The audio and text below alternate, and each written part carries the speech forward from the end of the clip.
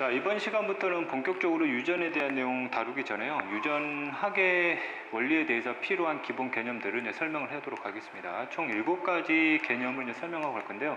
이미 들었던 개념들이 이제 포함이 되어 있습니다.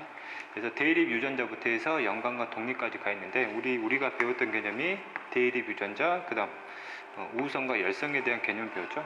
나머지 개념들을 한번 해석해 보도록 하겠습니다.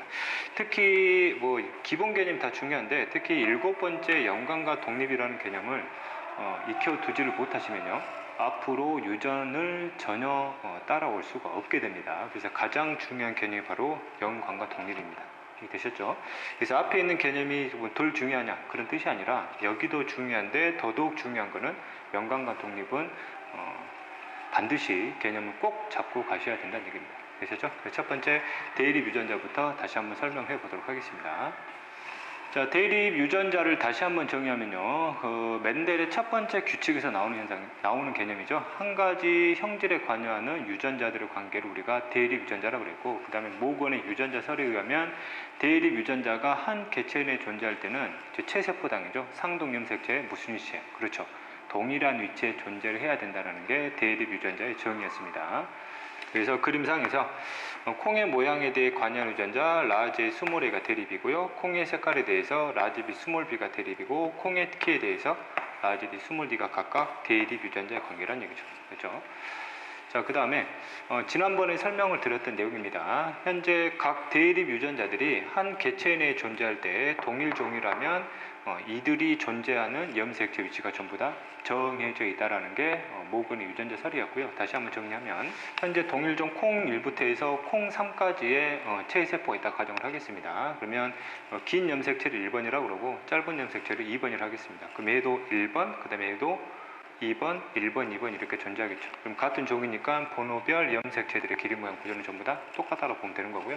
현재 1번 염색체 위 위치는 콩의 모양을 결정하는 유전자만 들어올 수 있는 자리고, 그래서 한 개체당 이렇게 2개씩 존재할 수 있는 상황이 벌어질 수 있는 거죠. 그렇죠? 자, 그 다음 이 위치는 콩의 색깔이 들어올 유전자의 위치고요. 이와 같은 식으로 체세포당 몇 개씩, 2개씩 해서 조합들이 이런 식으로 다양하게 만들어질 수 있다고 보시면 되고, 그 다음 2번 염색체에는 이 위치가 바로 콩의 키를 결정하는 유전자들 역시 한 체세포당 유전자가 이렇게 2개씩 존재할 수 있다라는 게 모건의 유전자설이었습니다. 됐죠?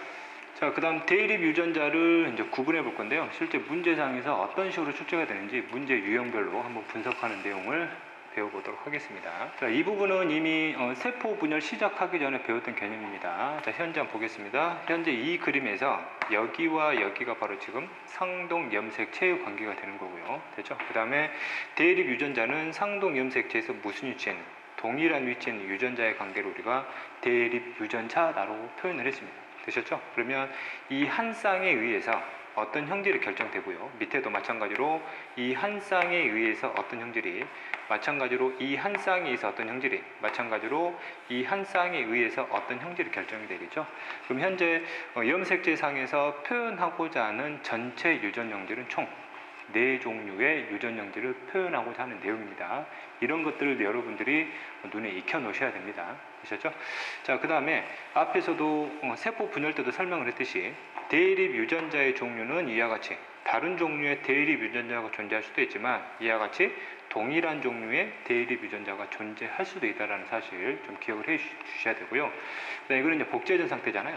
이거를 복제를 시키게 되면 이런 식으로 이제 복제된 관계가 될 텐데, 다시 한번 주의할 점은 복제된 관계의 유전자에 대해서는 대립 유전자의 개념을 쓸 수가 없다 그랬죠. 그래서 복제된 관계들은 통째로 이렇게 통째로 대립 유전자의 관계다라고 우리가 해석을 하셔야 됩니다. 그렇죠? 그래서 여기 내용을 정리하면 가에서 라지 A 대립 유전자를 찾아 적으시고 그러면 스몰 a다라고 표현하면 되고, 라지 D의 대립 유전자는 역시 라지 D가 되겠죠. 그렇죠? 그 다음에 3에 존재하는 각 유전자 A 유전자들은 대립 유전자인가 라고 물어봤습니다. 다시 한번 복제된 관계에 대해서는 대립 유전자 개념을 쓸 수가 없다라고 표현을 했고요. 그럼 여기서 대립 유전자는 라지 A는 스몰 a가 바로 대립 유전자다라고 정확히 정의를 해줘야 되죠. 자, 그 다음 4번 라지 B의 대립 유전자 찾아 적으시고 그러면 이놈과 이놈을 통째로 봐야 되니까 스몰 b다라고 적으시면 되고요. 그 다음에 라지 C의 대립 유전자는 이렇게 통으로 가야 되니까 이 라지 C에 대해서 이 라지 C가 바로 대립 유전자다 보시면 되겠죠. 그 다음에 출제자가 나타내고자 하는 유전 연결은 결국 네 쌍의 대립 유전자를 보여줬다는 얘기는 몇 가지? 그렇죠. 네 가지의 유전 연결을 나타내고자 하는 그림이다라고 해석을 하시면 되겠습니다. 자, 그 다음 대립 유전자를 구분하는 또 다른 문제 유형입니다. 이런 식의 이제 그림이 나왔다고 가정을 할게요. 자, 다음은 사람에게서 나타나는 몇 가지, 세 가지 유전 형질에 대한 자료다라고 표현을 했습니다. 그렇죠? 이때 세 가지 유전 형질을 하게 되면 형질별 세부 형질 뜻하는 게 아니라 그랬죠. 예를 들면 완두콩으로 다시 가면 콩의 모양, 콩의 색깔, 콩의 키에 대한 세 가지 형질이란 뜻이에요. 그럼 각 형질별로 무슨 형질들이, 세부 형질들이 더 존재할 수 있다는 사실을 머릿속에 익혀두고 가셔야 됩니다. 되셨죠? 자, 다음 문제를 그대로 해석을 하면 현재 사람에게서 나타나는 유전자를 염색체 상에다가 표현하는데 각각의 염색체들이 1번하고 그 다음 2번하고 그 다음에 3번 염색체만 지금 표현을 했다고 했습니다. 그러면 여기는 성염색체는 보여주지 않고 상염색체만 표현을 해줬다라고 보면 되겠죠. 그 다음 1번 염색체는 유전형질, 기억에 관여하는, 그 다음 2번 염색체는 유전형질, 니은에 관여하는, 3번 염색체는 유전형질, 디귿에 관여하는 유전자들을 표현했다라고 설명이 되어 있고요. 그 다음 여자 체세포에서 왼쪽부터 몇 번? 3번, 그 다음 1번, 그 다음 2번 염색체 순으로 가라는 얘기입니다. 되셨죠? 그 다음 남자도 마찬가지로 몇 번을 표현했냐면 1번, 2번, 3번을 표현을 했고요. 그러면 남자 염색체 중에서 어느 게 1번이고 어느 게 2번이고 어느 게 3번인지는 이거를 바탕으로 뭐 해보라는 얘기입니까? 해석을 해보라는 얘기죠. 그렇죠? 같은 종이라면 번호별 길이 모양 구조가 염색체별로 똑같아야 되니까요. 자, 일단 현재 3번 염색체를 보면 3번 염색체의 유전자, 즉 대립 유전자가 몇 개가 표현되어 있죠? 2개가 표현되어 있죠. 그러면 이 한 쌍에 의해서 어떤 형질이 결정된다. 그렇죠. 디귿이라는 형질이 결정된다는 얘기고요. 그다음 여기 1번 염색체 역시 한 쌍의 대립 유전자를 표현을 했습니다. 그러면 이 한 쌍에 의해서 어떤 형질이, 기억이라는 형질이 결정된다는 얘기고, 그 다음 나머지가 2번이니까 이 유전자는 한 쌍에 의해서 어떤 형질이, 니은이라는 형질에 관여한다는 얘기죠. 그러면 형질별 대립 유전자의 종류를 한번 정리해보면 기억에 관여하는 대립 유전자의 종류가 1번에 보면 뭐하고 B하고 D가 있음을 확인할 수 있습니다. 그러면 어떤 사람이든 이 기억에 대한 형질을 결정한 유전자는 몇 번 염색체? 1번 염색체에 존재를 해야 되고요. 그 위치가 이 위치하고 뭐 해야 된다는 얘기입니까? 똑같아야 된다는 얘기죠. 이게 되셨죠? 그러면 어떤 사람은 이 유전자를 1번 염색체 2개씩 갖게 되면 BB를 갖는 사람, BD를 갖는 사람, DD를 갖는 사람, 이와 같이 몇 가지 경우가, 세 가지 경우가 존재할 텐데 이때 여자는 뭘 갖고 있는 거죠? BD를 갖고 있는 사람이라는 얘기입니다. 되셨죠? 자, 그 다음에 니은이라는 형질입니다. 자, 니은이라는 형질은 2번 염색체에 있죠. 니은이라는 형질에 관여하는 대립 유전자의 종류가 역시 일단 두 종류 있으면 알게 되죠. 뭐하고? 라지 E하고 라지 G라는 유전자가 있으면 알게 됩니다. 되셨죠? 그러면 어떤 사람이든 니은에 관여하는 형질을 결정하는 유전자들은 반드시 몇 번 염색체? 2번 염색체에 있어야 되고 그 위치가 이거하고 똑같아야 된다는 얘기입니다. 되셨죠? 그래서 3번을 보겠습니다. 그럼 3번 염색체에는 디귿에 관여하는 대립 유전자를 적어놨는데 이 대립 유전자나 이 대립 유전자는 지금 똑같은 걸 갖고 있죠. 그럼 일단 디귿에 관여하는 대립 유전자의 종류로는 일단 라지 A라는 종류가 있음을 알게 됩니다. 됐죠? 자, 그럼 남자로 한번 가보겠습니다. 그럼 현재 남자에서 3번 한번 바로 찾아볼게요. 그럼 현재 이 염색체하고 동일한 크기와 길이를 가진 염색체를 보면 바로 이거죠. 그러면 현재 C를 갖고 있는 이 유전자를 가진 염색체가 바로 3번이라는 얘기고, 그 다음에 A의 존재 위치와 C의 존재 위치가 서로 뭐합니까? 똑같죠. 그러면 C라는 이 유전자도 어떤 형질에? 디귿에 관여하는 유전자 라고 보시면 되고, 그럼 디귿에 관여하는 대립 유전자의 종류로 몇 종류가 되어 있었구나? 한 종류가 되어 있었구나 보면 되겠습니다. 그럼 마찬가지로 디귿에 관여하는 유전자는 반드시 몇 번 염색체? 3번 염색체에 있어야 되는 거고요. 그럼 이거를 어떤 사람이 갖게 되면 이 유전자를 2개씩 갖게 되죠. 그럼 어떤 사람은 AA를 갖는 사람, 어떤 사람은 AC를 갖는 사람, 어떤 사람은 CC를 갖는 사람인데 현재 이 여성 같은 경우는 이걸 2개씩 갖는 거고 이 남성 같은 경우는 이걸 2개씩 갖는 거고, 그럼 어떤 사람은 분명히 이걸 2개씩 갖는 사람이 있을 거란 얘기입니다. 되셨죠? 자, 그러면 3번이 표현됐으면 나머지가 1번 아니면 2번 중에 하나겠죠. 그걸 이제 뭐 해야 됩니까? 찾아야 됩니다. 그러면 현재 여기를 보면 B라는 유전자는 몇 번 있어야 되죠? 1번 있어야 되죠. 그러면 현재 B를 유전자를 갖고 있는 염색체가 바로 이거란 말입니다. 그러면 이게 몇 번이라는 얘기죠? 1번이라는 얘기입니다. 그렇죠? 그래서 이제 물어보는 게 이 1번과 이 1번은 길이 모양 구조가 다른 거 아닌가? 라고 물어볼 수 있죠. 염색체의 부순체 위치를, 동원체 위치를 보게 되면 여기는 위에 있지만 여기는 아래에 있잖아요. 그럼 서로 그림은 뭐 해놨습니까? 뒤집어 놨다는 얘기죠. 그러면 이 위치와 이 위치는 서로 동일한 위치. 그래서 이 한 쌍의 유전자가 뭐를 결정하는구나? 기억을 결정하는구나 보면 되는 거죠. 이해되셨죠? 그래서 여기에 관여 유전자가 BD가 있고 이 여성과 이 남성은 동일하게 BD를 지금 쌍으로 갖고 있는 사람이라는 얘기입니다. 되셨죠? 그러면 자연스럽게 이게 몇 번이 되는 거죠? 2번이 되는 거죠. 그렇죠? 그럼 현재 2번 염색체에는 유전자가 E나 G가 있어야 돼요. 현재 뭐가 있죠? G가 있죠. 근데 G의 위치하고 이 위치가 마치 뭐해 보입니까? 달라 보이죠. 원래 똑같아야 되는데 뭐 해놨다는 얘기입니까? 뒤집어 놓은 그림이라는 얘기입니다. 서로 간에. 되셨죠? 그러면 이 한 쌍에 의해서 어떤 형질이, 니은이라는 형질이 결정되는데 여기에 니은에 관여한 유전자가 새롭게 하나 더 있음을 알게 됐습니다. 뭐가 있죠? F가 있죠. 그래서 니은에 관여한 유전자에는 몇 종류의 대립 유전자가 한 종류의 대립 유전자가 더 있어서 총 몇 종류의 대립 유전자가 세 종류의 대립 유전자가 니은이라는 형질에 관여한다라는 걸 알 수 있습니다. 됐죠? 이런 식으로 형질별 대립 유전자들요. 이런 식으로 문제가 나왔을 때 이런 식으로 정리해 볼 수도 있어야 됩니다. 되셨죠? 이렇게 정리해 봤더니 뭔가 좀 특이한 현상이 생깁니다. 멘델의 규칙으로 설명할 수 없는 현상이 생기는 거죠. 됐죠? 어떤 걸 이 세 가지 형질 중에서 어떤 게 멘델의 규칙으로 설명할 수 없는 형질입니까? 바로 니은이 그렇죠. 멘델의 첫 번째 규칙으로 설명이 안 되는 겁니다. 첫 번째 규칙이 뭐였죠? 한 가지 형질에 관여하는 대립 유전자의 종류는 몇 종류다? 두 종류다라고 정의했는데 니은이라는 형질은 지금 몇 종류가 관여하는 겁니까? 세 종류의 대립 유전자가 관여하고 있음을 확인할 수 있습니다. 그러면 멘델의 첫 번째 규칙으로는 설명할 수가 없는 거잖아요. 멘델의 첫 번째 규칙이 틀렸다 라는 뜻이 아니라 그에 대한 예외 현상으로 받아들이셔야 됩니다. 그러면 멘델의 첫 번째 규칙을 여러분들이 수정해야 되죠. 또는 확대하거나 또는 이 내용을 추가시키면 됩니다. 자, 보겠습니다. 한 가지 형질에 관여하는 대립 유전자는 두 종류, 인 형질도 있지만 한 가지 형질에 관여하는 대립 유전자가 이와 같이 몇 종류?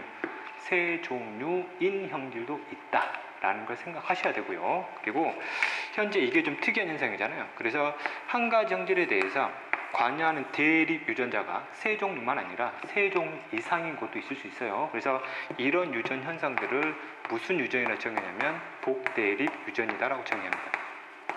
복대립 유전이요. 다시 한번 한 가지 유전 형질에 관여하는 대립 유전자를 몇 종류 이상, 세 종류 이상 관여하는 유전 현상은 무슨 유전? 복대립 유전이랍니다. 되셨죠? 그러면 한 가지 유전 형질에 대해서 이와 같은 식으로 정확히 몇 종류만 관여하는 경우, 두 종류만 관여하는 경우는 무슨 대립 유전이라고 표현하냐면 단일 대립 유전이다라고 표현을 합니다. 그렇죠? 매독 무슨 유전? 단일 대립 유전이 되는 거죠. 되셨죠? 자, 그다음 복대립 유전에 대한 내용을 설명하겠습니다. 그러면 니은이라는 형질에 관여하는 유전자가 이렇게 세 종류인데 이 세 종류를 사람 한 개체가 가져갈 때는 이와 같은 식으로 몇 개를 가져갑니까? 두 개를 가져가게 되는 거죠. 그럼 세 종류의 유전자를 한 개체당 두 개씩 유전자를 갖게 되는 거니까 이 부분은 멘델의 두 번째 규칙에는 위배가 되지 않는 현상인 거죠. 예를 들어서 이와 같이 사람의 체세포가 있고요. 현재 이 염색체를 2번 염색체로 한번 가정해 보겠습니다. 그러면 2번 염색체의 이 위치가 바로 니은을 결정하는 유전자가 들어올 자리죠. 그러면 염색체 하나당 형질별 유전자가 몇 개씩 하나씩 들어와야 되는데 현재 니은에 관여한 유전자가 세 종류니까 여기는 라지 E가 올 수도 있고 라지 G가 올 수도 있고 라지 F가 올 수도 있다는 얘기입니다. 그럼 여기도 마찬가지로 라지 E나 라지 G나 라지 F 중 하나가 된다는 얘기죠. 그러면 복대립 유전 같은 경우는 관여하는 유전자의 종류가 세 종류인데 이 유전자가 한 개체 내에 들어올 때는 몇 개씩 들어올 수밖에 없는 두 개씩 들어올 수밖에 없는 구조적 특징이 나온다는 얘기입니다. 되셨죠? 그러면 세 종류의 유전자를 한 개체가 두 개씩 갖는 경우의 수를 한번 세어보도록 하겠습니다. 그럼 같은 종류를 일단 두 개씩 갖는 경우죠. 이렇게 두 개씩 갖는 경우가 있고요. 되셨죠? 그 다음에 서로 다른 종류의 대립 유전자 갖는 경우죠. 2하고 그 다음 G를 가질 수 있고요. E하고 F를 이렇게 가질 수도 있습니다. 그렇죠? 그 다음 여기도 마찬가지로 G에다가 G, E를 가질 수도 있는데 이놈하고 이놈은 유전자형을 똑같이 봐야 됩니다. 지금 무슨 말이냐면 EG로 있든 GE로 있든 어쨌든 유전자형 종류는 똑같은 거죠. 종류는. 그래서 이거는 경우에서 생략을 하고요. 그 다음 G에 뭐가 같이 있는 F가 같이 있는 경우겠죠. 그렇죠? F도 마찬가지로 FF가 있고 FG가 있으면 이것과 똑같으니까 무시하고요. 그 다음에 F에 E가 붙는 경우는 이거하고 똑같기 때문에 이것도 경우의 수에서 생략을 하면 되겠습니다. 그러면 세 종류의 대립 유전자를 2개씩 갖는 경우의 수는 이와 같이 몇 가지가 나올 수 있다? 6가지가 나올 수 있다는 얘기죠. 그렇죠? 그러면 단일 대립 유전들 같은 경우는 두 종류의 대립 유전자를 2개씩 갖는 경우의 수가 3개 나오는데 세 종류의 대립 유전자를 2개씩 갖는 경우는 이와 같이 몇 가지가? 6가지가 나올 수 있다는 얘기죠. 됐죠? 됐죠? 여기까지 여러분들이 정리를 하시면 되겠습니다. 자, 다음은 대립 유전자를 구분하는 또 다른 내용입니다. 자, 그림은 사람의 체세포가 갖는 유전자의 구성을 나타냈다라고 표현을 했고요. 현재 가와 같은 경우는 나와 같은 경우는 세포 내 몇 번? 1번하고 5번하고 성염색체만 표현을 했다는 사실이죠. 다른 염색체는 생략을 시켰고요. 됐죠? 그럼 현재 여기서 이제 성염색체를 구분을 해야 되는데 여기서는 구분이 안 되죠. 전부 다 길이 모양 똑같기 때문에 여기를 보니까 이놈하고 이놈이 길이 모양 구조가 다른 말 수 있기 때문에 이놈이 바로 뭐구나? X, Y구나 보면 되는 거죠. 그렇죠? 그러면 이 사람 같은 경우도 여기를 바탕으로 성염색체를 구분할 수 있겠죠. 그러면 X를 지금 얘가 2개 갖고 있는 거잖아요. 길이 모양 구조가 똑같은 거니까. 그러면 얘는 X를 2개 가지니까 여성이 되는 거고 얘는 남성이 되는 거죠.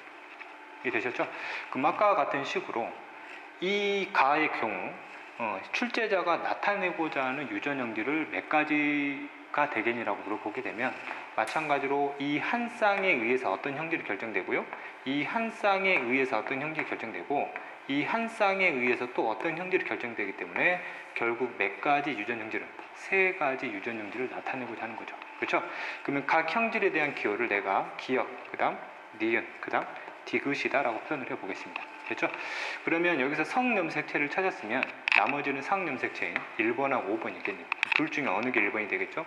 이게 1번이 되고 이게 5번이 되겠네요. 그렇죠? 왜? 상염색체 같은 경우는 길이가 길수록 번호를 먼저 부여를 하기 때문이죠. 그렇죠? 그러면 기역이라는 형질에 관여하는 대립 유전자의 종류를 일단 적으면 이 여성으로부터는 뭐만? 라지 A만 있으면 알 수 있죠. 자, 그 다음 니은에 관여하는 유전 형질에 대한 대립 유전자의 종류는 라지 B하고 스몰 B가 있으면 알게 됩니다. 아까도 얘기했듯이 기역이라는 형질은 몇 번에만 써야 되죠? 1번 염색체만 써야 되고 그러면 몇 번에만 써야 돼? 5번 염색체만 써야 된다는 얘기죠. 그렇죠? 자, 그 다음 디귿에 관여하는 대립 유전자의 종류를 보면 라지 D하고 스몰 D가 있으면 알게 되고요. 그럼 이 디귿에 관여한 유전자는 오로지 무슨 염색체만 존재해야 되냐면 X 염색체에만 존재해야 된다는 뜻이 되겠네요. 됐죠? 자, 그러면 여기 남자 쪽으로 가서요. 역시 번호를 붙여보게 되면 라지 A가 있는 염색체가 1번이잖아요. 그럼 이렇게 몇 번? 1번이면 현재 기역에 관여하는 대립 유전자의 종류가 한 종류 더 있음을 알게 되죠. 됐죠? 나머지 이렇게 정리가 되는 거니까. 됐죠? 그 다음에 이제 여기 성염색체 한번 X랑 Y랑 비교를 해보겠습니다. 현재 여자가 남자가 X 염색체하고 Y 염색체가 있죠. 현재 위치를 보게 되면 여기가 라지 D 유전자, 여기가 스몰 E 유전자가 됩니다. 됐죠? 여기서 볼게요. 현재 X하고 Y는 길이 모양 구조 자체가 서로 다른 염색체지. 그러면 이 유전자의 위치와 이 유전자의 위치는 똑같다라고 볼 수 있을까라고 물어봅니다. 길이가 아예 다르기 때문에 이놈과 이놈은 유전자의 위치가 절대 똑같다고 보면 안 됩니다. 그러면 이놈과 이놈은 길이 모양 구조가 다르고 유전자의 위치마저도 다르기 때문에 라지 D 유전자와 스몰 E 유전자는 대립 유전자의 관계로 절대 보시면 안 됩니다. 되셨죠? 그럼 라지 D와 스몰 E가 대립 유전자의 관계가 아니란 뜻은 어떤 뜻이냐면 라지 D가 관여하는 형질이 디귿이었죠. 그럼 스몰 E가 관여하는 형질은 디귿이 될 수가 없다는 얘기입니다. 왜? 대립 유전자 관계가 아니니까. 대립 유전자 체계가 뭐였어? 한 가지 형질에 관여하는 유전자의 관계였단 말이야. 그놈들이 상동 염색체 같이 써야 돼. 근데 얘들은 위치가 다르거든. 그러니까 관여하는 형질이 뭐하다는 얘기야? 다르다는 얘기야. 그러면 수몰이가 관여하는 형질을 내가 새로운 형질이 되겠지. 리을이라는 형질로 볼게요. 그래서 그러면 리을이라는 형질에 관여하는 유전자가 일단 수몰이가 있다는 얘기고, 이놈은 무슨 염색체만 존재해야 돼요? Y 염색체만 존재해야 된다는 얘기지. 그림상에 나오진 않았지만 여기에 관여하는 대립 유전자 종류를 라지 E가 하나 더 있다라고 볼게요. 이해되니? 그러면 이 E라는 유전자는 Y 염색체만 존재해야 되니까 리을이라는 형질은 누구만 가져요?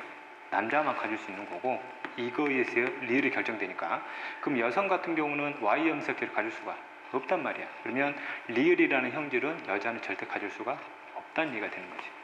이해되니? 그치? 그럼 여기 현상을 보면 멘델의 규칙으로 또 설명할 수 없는 현상이 있습니다. 한번 찾아보세요. 첫 번째 규칙은 뭐죠? 형질별 관여하는 대립 유전자의 종류는 몇 종류? 두 종류가 관여한다. 그래서 그러면 네 가지 형질 모두 다 대립 유전자의 종류가 두 종류씩 관여한단 말이야. 그럼 첫 번째 규칙은 만족하지? 자, 그 다음 두 번째 규칙은 뭐였어? 형질별 개체당 유전자를 가질 때는 몇 개씩 가져야 돼? 두 개씩 가져야 된단 말이지. 그럼 여자를 봐볼게요. 기억이라는 형질에 대해서 유전자를 몇 개를 가져요? 두 개를 가져요. 니은이라는 형질에 대해서도 유전자를 두 개를 가지. 디귿이라는 형질에 대해서도 유전자를 몇 개씩 가져요? 두 개씩 가져요. 됐냐? 그럼 남자를 봐볼게요. 그럼 남자도 마찬가지로 기억이라는 형질에 대해서 유전자를 두 개를 갖고 있고, 그 다음 니은이라는 형질에 대해서도 유전자를 두 개를 갖고 있단 말이야. 근데 여기 보면 성염색체 X의 경우 이 유전자에 의해서 뭐가 결정되는 거예요? 디귿이 결정된단 말이야. 그러면 이 경우 같은 경우는 남자의 경우 X 염색체가 하나니까 디귿에 관여하는 유전자를 몇 개만 갖는다는 얘기. 하나만 갖는다는 얘기. 두 개를 절대 가질 수가 없다는 얘기. 이게 멘델의 두 번째 규칙으로 설명할 수 없는 현상이지. 그러면 Y 염색체에 존재하는 유전자도 이 남자의 경우는 Y를 하나만 가지니까 리을에 관여하는 유전자도 이와 같이 몇 개만 갖는다는 얘기? 하나만 갖는다는 얘기. 두 개가 아니라는 얘기. 이해됐어? 그래서 멘델의 두 번째 규칙을 여러분들이 좀 수정을 해줘야 돼. 됐지? 한번 해석할게요. 현재 기억과 니은은 무슨 염색체에 있어요? 성 염색체에 있고, 그 다음에 디귿과 리을은 무슨 염색체에 있어요? 성 염색체에 있어요. 그래서 봐봐.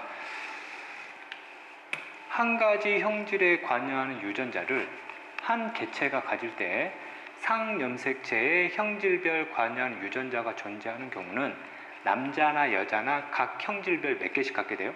두 개씩 갖게 돼요. 그래서 유전자가 무슨 염색체에 있는 경우? 성염색체 중에서도 X염색체에 있는 경우 이 형질을 가지는 여자의 경우는 X를 두 개를 가지니까 유전자를 역시 몇 개씩 가질 수 있어요. 두 개씩 가질 수 있지. 근데 누구는? 남자 같은 경우는 X를 몇 개만 가지니까, 하나만 가지니까 두 종류 중에서 이렇게 몇 개만 갖는다는 얘기야? 하나만 갖는다는 얘기야. 이게 됐어? 그렇지? 이것이 멘델의 두 번째 규칙으로 설명할 수 없는 거고, 마찬가지로 Y 염색체 유전자가 존재하는 경우도 남자만 하나를 갖잖아. 그럼 이 둘 중에 몇 개만? 하나만 갖는다는 얘기야. 형질별 유전자를 하나씩 갖는다는 얘기야. 그래서 여기는 형질별 유전자를 몇 개씩 갖는 거예요? 두 개씩 갖는 거예요. 됐냐? 그럼 다시 한번 멘델의 두 번째 규칙을 다시 한번 정리하면, 유전자가 상염색체에 있는 경우는 남자나 여자나 상관이 없이 형질별 유전자들을 전부 다 몇 개씩 가져요? 두 개씩 가져요. 그래서 유전자가 성염색체에 있는 경우, 특히 X에 있는 경우 여자도 마찬가지로 이 형질에 대한 유전자를 몇 개씩? 두 개씩 가져요. 근데 남자 같은 경우는 이 형질에 대해서 몇 개씩? 한 개씩. 이 형질에 대해서도 몇 개씩? 한 개씩만 갖는다는 얘기야. 이해되니? 이거를 너희들이 두 번째 규칙에서 수정을 해줘야 될 내용이에요. 그래서 다시 한번, 유전자가 성염색체에 있는 경우 여자가 아니라 누구? 남자의 경우에 대해서는 형질별 유전자를 몇 개씩만 갖는다? 하나씩만 갖는다. 오케이? 여기까지 정리하시면 되겠습니다. 자, 그래서 여기 내용을 다시 한번 정리하겠습니다. 자, 가와 나의 성별 구분했고요. 1번 염색체의 대립 유전자 종류 구분했고요. 5번 염색체 대립 유전자 종류 구분했습니다. 되셨죠? 자, 그 다음 X염색체 대립 유전자 종류 구분했고요. 이 그림상에서 라지 D와 스몰 e는 서로 X, Y에 존재하는 유전자들이기 때문에 절대 위치를 똑같이 보면 안 되므로 이 둘의 관계는 대립 유전자 관계가 아니다라고 표현을 했습니다. 되셨죠? 자, 그러면 가와 나의 핵상과 염색체 수를 각각 한번 적어보래요. 가와 같은 핵상이 뭐죠? 2n이 되고 염색체 수가 몇 개니 그러면 6개라 하면 안 됩니다. 분명히 뭐라고 그랬죠? 사람의 체세포를 했기 때문에 몇 개라 가정을 해야 돼요? 46개다라고 가정하고 가야 되겠죠. 46개 중에서 몇 개만 보여준 겁니까? 6개만 지금 보여준 거죠. 그럼 이 사람도 마찬가지로 이 얘는 몇이다? 46이다 라고 정의하고 가셔야 됩니다. 됐죠? 그럼 마지막으로 그림 하나 분석하는 거 내용 정리하고 마무리하도록 하겠습니다. 자, 현재 가의 경우는 출제자가 몇 가지 연결을 나타내고자 하는 거지? 3가지. 이렇게 1가지, 이렇게 2가지, 이렇게 3가지. 그렇지? 그러면 남자의 경우는 몇 가지 유전 연결을 보여주고 하자는 거예요? 4가지지? 이렇게 1가지, 이렇게 1가지, 이렇게 1가지, 이렇게 1가지. 이해되셨죠? 그렇죠? 여기까지가 대립 유전자 구분하는 내용이었고요. 이와 같은 식으로 대립 유전자를 정의해 봤는데요. 대립 유전자 정의는 뭐 어려운 내용은 아닌데 우리가 그거를 구분하는 과정을 통해서 해석을 해보니까 멘델의 첫 번째 규칙과 두 번째 규칙을 중간중간에 수정해야 되는 상황이 생겼었죠. 그 내용까지 여러분들이 잘 정리해 두시기 바랍니다. 수고하셨습니다.